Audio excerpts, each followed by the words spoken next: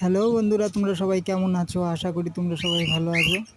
তোমরা তো জানো আমি আজকে 1 সপ্তাহ ধরে লেবু নিয়ে যাচ্ছি, কিছু কিছু আবার আপেলও নিয়ে যাচ্ছি। আগের আপেলটা কিনে একদম লস খেয়ে গেছিলাম, আজকে আবার আপেল নিয়ে গেছি, মোটামুটি ভালোই বেচা হয়েছে। আজকে এই আপেলটা নিয়ে গেছি, কাশ্মীর আপেল। এটা কিছু বিক্রি করেছি, এখনও 4 কেজি মতন আপেল আছে, কালকে বিক্রি করে দেবো। আজকে আবার লেবু নিয়ে আসবো, সেটা দিয়ে বিক্রি করব। আর জানোই তো, দিনে 3টে করে আমার ইঞ্জেকশন দিতে হয়। আমি সকালে ওষুধ নিয়ে যাই, ওখানে বিস্কুট ফিস্কুট খেয়ে তারপরে ইঞ্জেকশনটা নিয়ে নিই।